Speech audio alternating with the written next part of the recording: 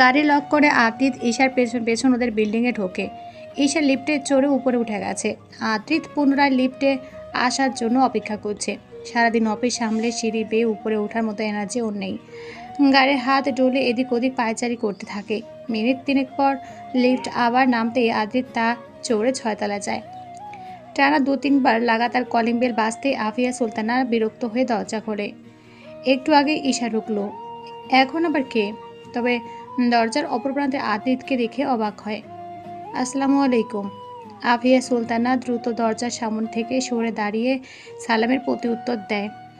আদ্রিত ধীর পায়ে বাসায় ঢুকে সোফায় ভদ্র হয়ে বসে, হাত কচলাতে থাকে। চোরা চোখে ঈশার রুমের দরজার দিকে তাকায়।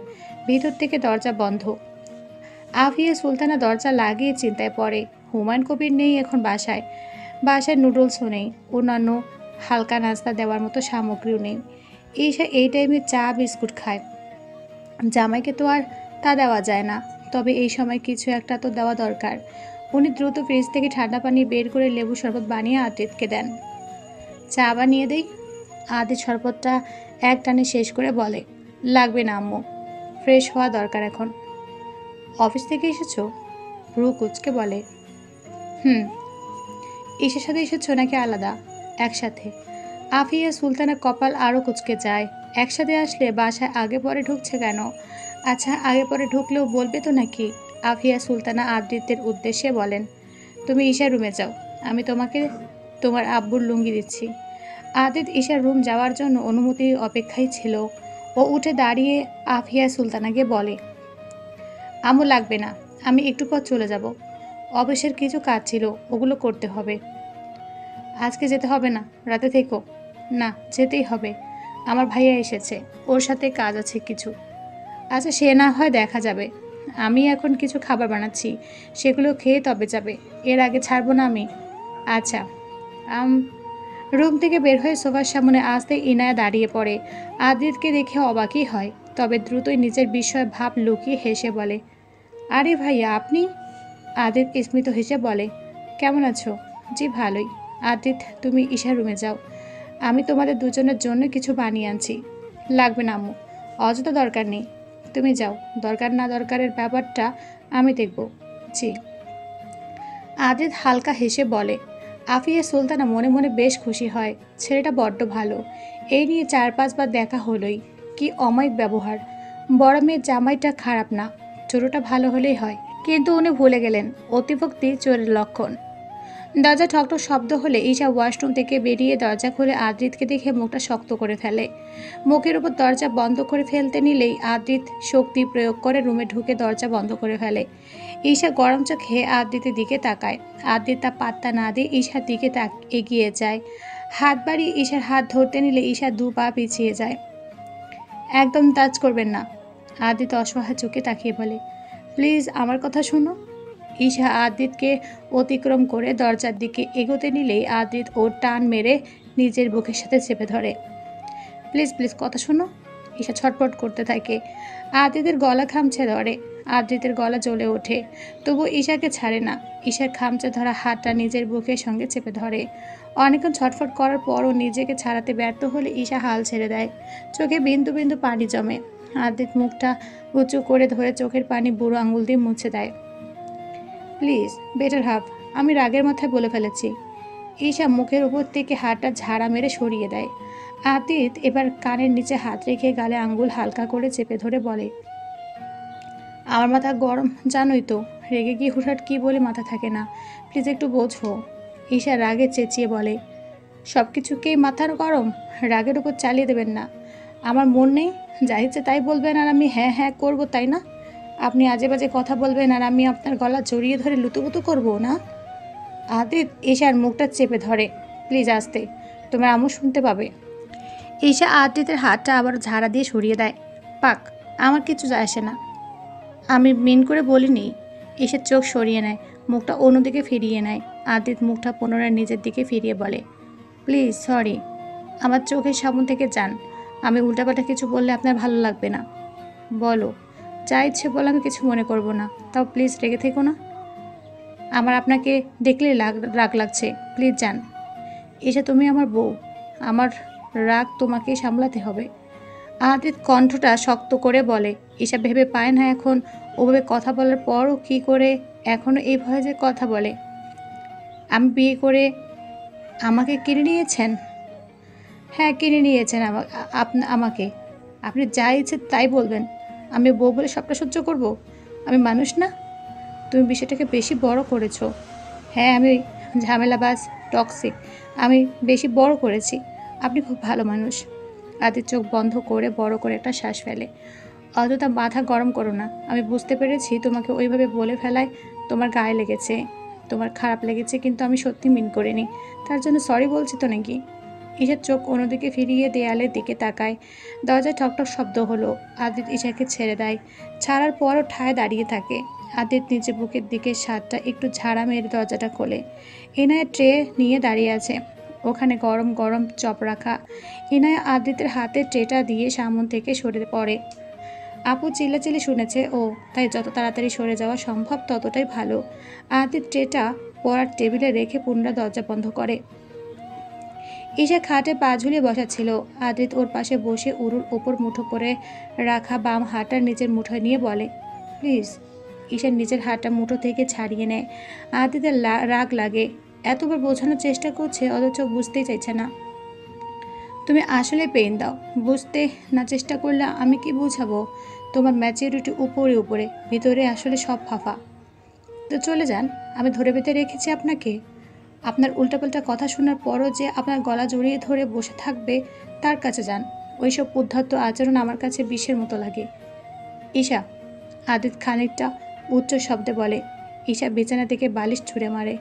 জানে না কেন বারবার ওর চোখে পানি জমছে। আপনি আমার চোখের সামনে থেকে দূর হন, আমার সহ্য হচ্ছে না আপনাকে। আদিত পড়ার টেবিলে পায়ের জোরে একটা লাথি মারে। আঙুল তাক করে বলে, আমি আর আসবই না।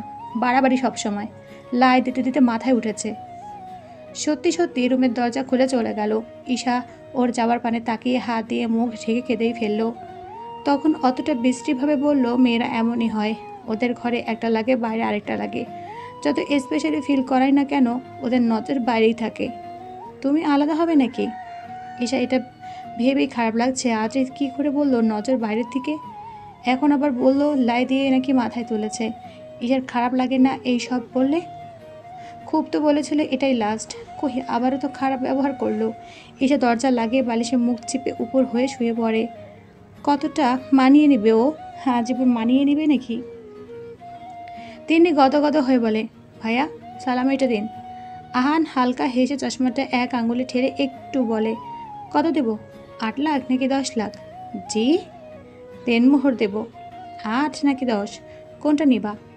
তিনি পিটপিট করে তাকায়। গলা শুকিয়ে গিয়েছে ওর এক মুহূর্তে। জিভ দিয়ে ঠোঁট ভেজায়। বলো, দেনমোহর দিলে নিবা না, নাকি আমার হাত থেকে নিবা না? তিনি আর এক মুহূর্ত দাঁড়ালো না। এক দৌড়ে সামন থেকে সরে গেল। আহান তিন্নি যাওয়ার পানে তাকিয়ে আলগোছে হাসে। মনে মনে বলে, তোমাকে দেনমোহর আমার হাত থেকেই নিতে হবে? পুরনো কথা মনে পড়তে আহান ঠোঁট চেপে হাসে। অনিরুদ্ধ এতক্ষণ ওকে ঈদের সালামি দেওয়ার জন্য জ্ঞান জ্ঞান করছিল, অথচ ঈদের কোনো নামগন্ধই নেই। ঈদ আরও 9-10 মাস পরে। রুমে ঢুকতে দেখে তিন্নি কমফোর্টার জড়িয়ে শুয়ে আছে। আহান দরজা লাগিয়ে ওর পাশে গিয়ে বসে, মাথায় হাত বুলিয়ে দিতে থাকে। একটু পর তিন্নি পিটপিট করে চোখ খোলে। স্মিত হেসে আহানের উরুতে মাথা রেখে পুনরায় চোখ বোঝে। কি মিসেস আহান জুনিয়র? আহান কোথায়? আমার কাছে, ঘুম ঘুম কণ্ঠে বলে। এখন কেন ঘুমাচ্ছ? এটা ঘুমানোর সময়? ঘুম পাচ্ছে। কেন? সময় নেই, অসময় নেই, খালি ঘুমাবো? তিনি উত্তর দেয় না। আহান আবারও বলে, আম্মু চাচির মুখে কিচেনে হেল্প করো গিয়ে, না হলে কথা উঠবে। আহান তামাশা করে একটা বেয়াদব মেয়ে বিয়ে করেছে যে শাশুড়িদের কাজ করিয়ে বসে বসে খায়। ভালো লাগছে না আহান, দুর্বল লাগছে, মাথা ভার ভার লাগছে। হঠাৎ, জানি না কেন। জানি এত লং টাইম জার্নি করা মেবি, হয়তো। আহানের মোবাইলটা বেজে ওঠে। রিসিভ করে কানে দেয়। অপর প্রান্তের ব্যক্তির কথাগুলো শুনতে শুনতে ভ্রু কুচকে ফেলে। ছোট করে বলে, আসছি। তিনি উঠে বসে। কি হয়েছে? এসে বলবো। যাচ্ছ কোথায়? অনেকে নিয়ে বাইরে যাচ্ছি, এসে বাকিটা বলবো। নিশ্চয়ই সিরিয়াস কিছু, না হলে আহান ঠিকই বলে যেত। এটা ভেবে তিন্নি বলে, ঠিক আছে। তখন রাত 11:30। মোবাইলের রিংটনে ঈশার ঘুম ভাঙে। ওভাবে বালিশের উপরই ঘুমিয়ে পড়েছিল। হাত বাড়িয়ে মোবাইলটা নিয়ে দেখে অনি কল করেছে। ঈশা ভাবলো রিসিভ করবে না, কিন্তু পর মুহূর্তে কিছু একটা ভেবে রিসিভ করলো। হ্যালো ভাবি। অনির উদ্বিগ্ন কণ্ঠস্বর। ঈশা বলে ওঠে, কি হয়েছে ভাবি? সেজু ভাইয়া বলে হাবাতে থাকে। ঈশা আতকে ওঠে। অনির কণ্ঠটা শুনে ভালো লাগে না। কি হয়েছে তোমার ভাইয়ের? ভাইয়ের অ্যাক্সিডেন্ট হয়েছে, অবস্থা ভালো না। অনির কণ্ঠ কেঁপে ওঠে। ঈশার কণ্ঠ দিয়ে শব্দ বের হচ্ছে না। ও ঠোঁট নাড়িয়ে কিছু বলে, তবে তা অনির কানে যায় না। ভাবি শুনতে পাচ্ছেন? কখন হয়েছে? ঈশার গাল বেয়ে পানি গড়ে। ঘন্টা দুয়েক আগে। কোন হসপিটালে? আমি আব্বুকে নিয়ে আসছি। না না ভাবি, কাউকে জানাবেন না। আমরা কাউকে বলিনি। বড় চাচ্চু জেঠিম্মু সবাই ভেঙে পড়বে, নিজেদেরকে সামলাতে পারবে না। আমি আপনার বাসায় আসছি, আপনি কিছু একটা বলে চলে আসুন প্লিজ। এখনই কাউকে জানাবেন না। আমি কিভাবে? কথা শেষ করতে পারে না, ফোফাতে থাকে। অবস্থা ভালো না ভাবে, মারাত্মকভাবে আঘাত পেয়েছে। আমি আসছি। একটু থেমে বলে, বাঁচবে কি না জানি না ভাবি। কলটা কেটে দিল। ঈশার মোবাইলটা কানে চেপে ধরে। চোখ পড়ার টেবিলে যায়। খাবারগুলো সেভাবে পড়ে আছে। লোকটা না খেয়ে উঠে চলে গেছিল। ঈশা নিজের চুলের মুঠো খামচে ধরে বিড়বিড় করে বলে, কি দরকার ছিল? কি দরকার ছিল অমন করার? আমি জানতাম না লোকটা কেমন, তাও কেন এমন করলাম? আল্লাহ, ওভাবে রাগ করে বের না করে এমনটা হতোই না। আল্লাহ সহায় হন। ঈশা আর্তনাদ করে ওঠে। চোখ বেয়ে অঝরে পানি পড়তে থাকে। নিজের কান চেপে ধরে, তবুও কানে খালি বাজতে থাকে। বাজবে কিনা জানি না।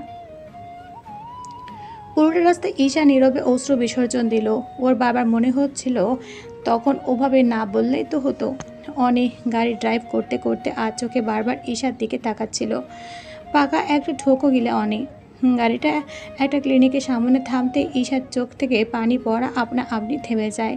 ও অবাক হয়ে অনির দিকে তাকিয়ে বলে, এখানে কেন? হসপিটালে না আসার কথা? না এখানে। ঈশা সহসা ভ্রু কুচকে ফেলে। সিট বেল্ট খুলে গাড়ি থেকে নেমে অনি বলে, আপনি আমার পেছন পেছনে আসুন। ঈশা অনির পেছন পেছন ক্লিনিকের ভিতরে ঢোকে। দোতলা কর্নারে সৈয়দ আরিফিন নেম প্লেট লাগানো একটা কেবিনে প্রবেশ করে। ভিতরে ঢুকতে ঈশার কপাল শীতল হয়ে যায়। ডাক্তারের সিটে অ্যাপ্রন পরে একজন বসা।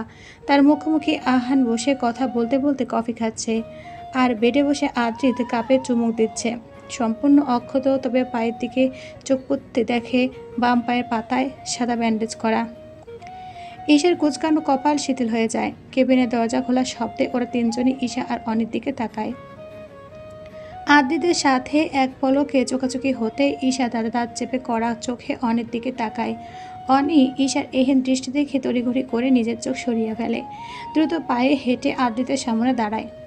ভাবি আসছে, বলার দরকার ছিল না। আদিত এতক্ষণ ধরে তো ঈশার বিরস থমথমে মুখটার দিকে তাকিয়ে আছে। অসহায় চোখে ঈশার দিকে তাকায়। ঈশা আরও একবার আদ্রিতের দিকে তাকিয়ে চোখ সরিয়ে ফেলে।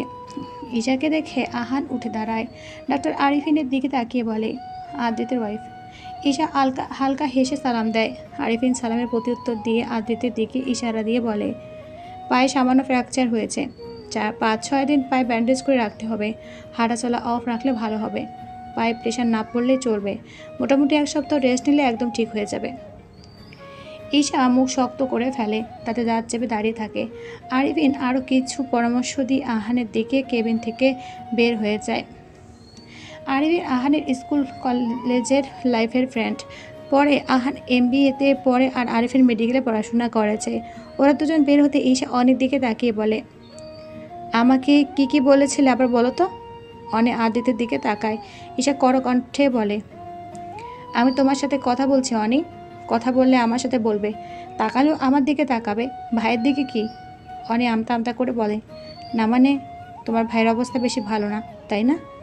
অনি দাঁত খেলিয়ে বলে, আমি কি বলেছি নাকি ভাইয়ের অবস্থা খারাপ? আমি বলেছি অবস্থা খারাপ। অবস্থা বলতে গাড়ির কথা বুঝিয়েছি। ভাইয়ার গাড়িটার অবস্থা আসলেই খারাপ। ভাইয়ার ঠিক টাইমে গাড়ি থেকে বের না হলে সত্যি অবস্থা খারাপ। অনি আর কথা শেষ করতে পারল না। ঈশার ওই দাঁত দেখে হাসি এটা সহ্য হলো না। সর্বশক্তি দিয়ে অনির গালে একটা থাপ্পড় বসিয়ে দেয়। রাগে রীতিমতো ঈশার গা কাঁপছে। অনি গালে হাত দিয়ে হতবাক হয়ে তাকিয়ে থাকে। ভাই বউ, এখন ভাবি প্লাস বউয়ের বোনের হাতেও থাপ্পড় খেলো। ঈশা অনির দিকে আঙুল তাক করে বলে, তোমার মতো বাটপার মিথ্যুক বেয়াদব ছেলের হাতে আমি জীবনে আমার বোনকে তুলে দেবো না। আমার সাথে কোহিনূরের বিয়ে হয়ে গিয়েছে। বাবা মায়ের অনুমতি ছাড়া বিয়ে জায়েজ না। তোমাদের বিয়েতে আব্বু আমার পারমিশন ছিল না। আর এখন পারমিশন দেওয়ার মতো একটা পজিটিভ মেন্টালিটি থাকলেও আমি ভাড়া দেব। মিথ্যাবাদী একটা ছেলে। ঈশার কণ্ঠস্বর চওড়া। অনির গাল থেকে হাত নামিয়ে আদিত্যের দিকে আঙুল তাক করে বলে, আমাকে ভাইয়া মিথ্যাটা বলতে বলেছিল, তাই আমি বলেছি, না হলে আমি কেন আপনাকে মিথ্যা বলতাম। আদিত চোখ গরম করে তাকায়। অনি ঈশার দিকে তাকিয়ে ফোঁস ফোঁস করতে থাকে। দেখেন কীভাবে চোখ রাঙাচ্ছে। সবাই খালি আমাকেই চিল্লায়, আমাকে মারে, আমাকে যে যা করতে বলে আমি সেই কাজগুলি করি, আর তাতেই সব দোষ আমার হয়ে যায়। ছাঁচত করতে করতে রুম থেকে বেরিয়ে গেল। ঈশা অনি যাওয়ার পানে কিছুক্ষণ তাকিয়ে থেকে বুকে হাত ভাঁজ করে আদিত্যের দিকে তাকায়। অত্যন্ত শীতল চোখে তাকিয়ে বলে, খুব মজা না? খুব মজা অপর প্রান্তের মানুষটাকে টেনশনে রেখে হয়রানি করতে, খুব মজা। ঈশার চোখে পানি আসলেও আসে না যেন। বাটপার লোকের পেছনে চোখের পানি খরচ করে লাভ নেই। আদ্রিত নিজের করার দিকে করে সাফাই গাওয়া সুরে বলে, আমি অনেকে শুধু বলেছিলাম তোমাকে আমার অ্যাক্সিডেন্টের খবর বলতে, ও বাড়িয়ে বলেছে। ঈশা ধীর পায়ে এসে আদ্রিতের পায়ের সামনে বসে হাত বাড়িয়ে ব্যান্ডেজে আবৃত জায়গাটা হালকা করে ব্যথা পাবে না এমনভাবে ছুঁয়ে দেয়। হাত সরিয়ে আদ্রিতের চোখের দিকে তাকিয়ে বলে, আমাকে তো আপনার পরিবার মঙ্গলবার দেখতে গিয়েছে। তারপর বুধবারে আমাকে আব্বু আম্মু কয়েকবার জিজ্ঞেস করেছিল আমার বিয়েতে সমস্যা আছে কিনা, আমি কখনো আপনার কোনো খারাপ দেখেছি কিনা। তখন মনে একটা দ্বিধা নিয়ে আমি হ্যাঁ বলেছিলাম, ভেবেছি আচ্ছা সমস্যা নেই, পুরুষ মানুষ বাইরে এক ভিতরে আরেক রকম হতেই পারে। তখন যদি ওই দ্বিধাবোধটা কাজে লাগিয়ে না বলতাম তাহলে এখন আমাকে এই দিন দেখতে হতো না, এইসব শয়তানিও আমার সহ্য করতে হতো না। আদির কথাগুলো শুনতে শুনতে ভ্রু কুচকে ফেলে। সেভাবে বলে, আমি খারাপ? আমার সাথে থাকা যায় না? ঈশা হেসে ফেলে। হাসতে হাসতে বলে, কি যে বলেন না, আমার কপাল কত ভালো আমি আপনার মতো হাজব্যান্ড পেয়েছি। আল্লাহ যাতে আপনাকে একটা কন্যা সন্তান দান করেন, আর আপনার মেয়েরও যেন ঠিক আপনার মতো একজন মানুষকে নিজের হাজব্যান্ড হিসেবে পায়। কেয়ারিং, রিমাইন্ডেড, সাপোর্টিভ ওয়াইফকে পুরোপুরি বুঝতে পারার মতো মানুষ আপনি। পুরোই হাজব্যান্ড মেটেরিয়াল। এমন মানুষই তো সবাই নিজের স্বামী হিসেবে চায়। জানেনই তো মেয়েরা বাবার মতো হাজব্যান্ড পায়। নিজের মেয়েকে বদদোয়া দেয় কে ভাই? কিসের বদদোয়া? আপনি কি খারাপ? ঈশা হাসতে হাসতে বলে। আদিতের মুখটা ভোঁতা হয়ে যায়। ঈশা ওই মুখটা লক্ষ্য করে হাসি থামিয়ে ফেলে। পুনরায় মুখটা শক্ত করে বলে, যখনই নিজের ঘাড়ে আসলো অমনি মুখটা থমথমে হয়ে গেল না? নিজের বেলা শোনো আনা, অথচ অন্য মেয়েকে ঠিকই কষ্ট দেওয়া যায়, ঠিকই হয়রানি করা যায়, তাই না? আদিত গা ছাড়া দিয়ে বলে, আমি ভালো হয়ে যাব। ওমা, আমাকে লাই দিচ্ছেন কেন? ভালো হবেন কেন? যেভাবে আসুন ভালোই থাকুন। আদিত খোঁচা খেয়ে ভোঁতা হয়ে গেল। নড়ে চড়ে বসে বলে, তখনকার সারাদিনের ব্যবহারের জন্য সরি, আর এমন করব না। সেটা তো আপনি সন্ধ্যাও আমাকে বলেছিলেন আমার সাথে খারাপ ব্যবহার করবেন না। পরে তো ঠিকই ব্যবহার খারাপ করে বাসা থেকে বের হয়ে গিয়েছিলেন। এটাই লাস্ট। আপনি কেমন মানুষ আমি বুঝে গিয়েছি আদ্রিত। আপনার এই লাস্ট আদৌ লাস্ট বলে আমার মনে হয় না। বললাম তো আর হবে না। প্রতিবার খারাপ ব্যবহার করবেন, চরিত্রে আঘাত দিয়ে কথা বলবেন, সরি বলে মাপ চাইবেন, আর আমি মাফ করে দেব। বাহ, কি সুন্দর। আপনি হিসেবে বেশ পাকা। ব্যবসা বেশ উন্নতি করবেন। বেশ, আমার ওইভাবে বলা উচিত হয়নি, তার জন্য সরি, এক্সট্রিমলি সরি। কিন্তু তোমার কোনো দোষ নেই, সব আমার দোষ। আমার কি দোষ? ঠান্ডা কণ্ঠে বলে, তোমাকে আমি বলিনি হৃদয়ের সাথে কথা না বলতে? আপনি আমাকে স্পেসিফিকলিভাবে হৃদয় ভাইয়ের নাম বলেছেন। আমাকে একাধারে সামিউল ভাই, হৃদয় ভাই, মিনহাজ ভাই সহ গণরা সবার নাম বলেছেন। ইভেন অলসো দারোয়ান চাচা নির্দিষ্ট করে বলেছিলেন যে আমি আপনার কথা বুঝবো। নাম তো সত্যি নির্দিষ্ট করে বলেনি, তাই অন্য প্রসঙ্গ টানে। বলে, তুমি বলনি প্রেম করবে ওর সাথে? আমার আম্মু আমাকে কি বলেছেন জানেন? মেয়েরা যতই স্বাবলম্বী হোক, যতই স্বাধীনচেতা হোক না কেন, মেয়েদের স্বামীদের কাছে মাথা নোয়াতেই হয়। এটা একটা আশ্রয়ের জায়গা, আত্মসম্মানের জায়গা। আত্মসম্মানে আঘাত লাগার মতো কথা নয়। স্বামীর কাছে মাথা নোয়ালে মান কমে যায় না। স্বামীকে সম্মান করা উচিত। তাকে ভালোবেসে মান্য করে চললে বিবাহিত জীবন সবচেয়ে সুন্দর হয়। অবশ্য তাতে দুজনকে সম্মান বিশ্বাস করতে হয়। প্রেম করার সাথে সম্মান করার কি সম্পর্ক আদিত ধরতে পারে না। ঈশার দিকে প্রশ্নবোধক চাহনিতে তাকায়। ঈশা দাঁতে দাঁত চেপে বলে, আপনি যদি আমার হাজবেন্ড না হয়ে থাকেন তাহলে আমি আপনাকে ঠাঠিয়ে একটা চড় মারতাম। আদিত সঙ্গে সঙ্গে চোখ বড় বড় করে ফেলে। ঈশার আগে উচ্চস্বরে বলে, আমি বলেছিলাম আমার জীবনে একটাও প্রেম হয়নি। তার আগে বিয়ে হয়ে গিয়েছিল। আমি কখন বলেছি আমি হৃদয় ভাইয়ের সাথে প্রেম করব? আপনি কি কথার টোন বোঝেন না? কথার মজা করে বলা, কোনটা কোন ইঙ্গিতে বলা, কোনটা সিরিয়াসলি বলা আপনি বুঝতে পারেন না? সেকেলে মন মানসিকতা কেন? তুমি মজা করে বলেছিলে? ঈশা কিছু না বলে তাতে দাঁত চেপে আদিতের দিকে তাকায়। আদিত আমতা আমতা করে বলে, না মানে তুমি তো ম্যাচিউর মেয়ে, তাই আমি ভেবেছিলাম তুমি সিরিয়াসলি বলেছ। ম্যাচিউর মেয়েরা মজা করে না? ঈশা ফোঁস করে একটা শ্বাস ফেলে বলে, না মানে করে। আপনাকে কিছু বলতে হবে না। আমি বুঝেছি আপনি কি বলতে চেয়েছেন। ঈশা শীতল চাহনিতে তাকিয়ে বলে, হ্যাঁ হ্যাঁ। ঈশা কিছুক্ষণ মনে মনে ক্যালকুলেশন করে। পাগলের ভূত যদি না নামিয়েছে তবে ও কিয়ারা মির্জা নয়। ঈশা ফোঁস করে একটা শ্বাস ফেলে। তখন অনির কথাটা শুনে কতটা ভয় পেয়েছিল ও। মানুষ অ্যাক্সিডেন্টের বিষয় নিয়ে মজা করে। ঈশা উঠে দাঁড়ায়। আদিতের এলোমেলো মাথায় চুলগুলোতে হাত বুলিয়ে দিয়ে বলে, আমি আপনার অ্যাক্সিডেন্টের কী করে হয়েছে জানতে চাইবো না। আদৌ পায়ে কিছু হয়েছে নাকি সেলফ নাটক করছেন তাও জানতে চাইবো না। শুধু বলবো বউ হিসেবে যদি আমাকে একদিনের জন্য আপনার কাছে স্পেশাল ফিল হয়, বা একজন হাজব্যান্ড তার ওয়াইফকে নিয়ে যেমন ফিল করে তার বিন্দুমাত্র যদি ফিল করেন, তবে যেন আমার একটা মারাত্মক অ্যাক্সিডেন্ট বা অসুখ হয়। যদি তাও না হয়, আমাদের সন্তান হওয়ার সময়টা যেন বাচ্চা ঠিক করে আমার জীবন নিয়ে টানাটানি পড়ে যায়। তাহলে বুঝবেন জীবনসঙ্গীর বাঁচা মরার আশঙ্কাটা ঠিক কতটা ভয়াবহ। তবে আমি বাঁচতে চাই। তারপর আপনার করুণ অসহায় মুখটা দেখতে চাই। আমি গত 1 ঘন্টা যে পরিস্থিতির মধ্য দিয়ে গিয়েছি, আপনাকে যেন দ্বিগুণ সময় এমন পরিস্থিতির মধ্য দিয়ে যেতে হয়। তাহলে বুঝবেন এই পরিস্থিতিতে একটা মানুষের মনের অবস্থা ঠিক কেমন হয়।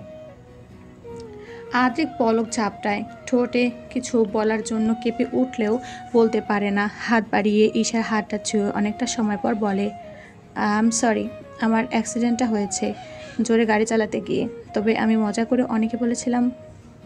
এই তো, আপনি মজা করেছিলেন। আমারটাই সত্যি হবে। আমিও যেমন ফিল করেছি আপনিও তেমন ফিল করবেন যদি আমার প্রতি আপনার বিন্দু মাত্র মায়া জমে। তো আজীবন ভারী ভারী কথা বললে ঈশার ভারী কথার দাপট আদ্রিস সামলাতে পারল না। মুখ খুলতে আহান আর অনির কেবিনটায় ঢোকে। ঈশা দূরে সরে যায়। আদ্রিত মুখে কুলুপ এঁটে বসে থাকে। তুমি চলো আমাদের সাথে, আমরা আদ্রিতের ফ্ল্যাটে যাবো এখন। আহান ব্যাক সিটে আদ্রিতকে বসিয়ে দিয়ে বলে। ঈশা মোবাইলে সময়টা দেখে বলে, না ভাইয়া, আমি আব্বু মুখে বলে আসিনি। ইনু অপেক্ষা করছে আমার জন্য। তুমি কল করে বলে দিও, না হলে সকালে চলে যেও। কাল তো শুক্রবারই। আপনারা কষ্ট করে আমাকে নামিয়ে দিয়ে অন্য ফ্ল্যাটে চলে যান। সমস্যা আছে আমার। কিন্তু প্লিজ ভাইয়া, ঈশা ধীর কণ্ঠে বলে। ভাইয়া, ওর বাসার সামনে রাস্তা দিয়ে চলো। রাত তো তাই জ্যাম পড়বে না। আমি রাস্তাটা চিনি, তোমাকে বলে দিব। আদিত ভারী কি কণ্ঠ।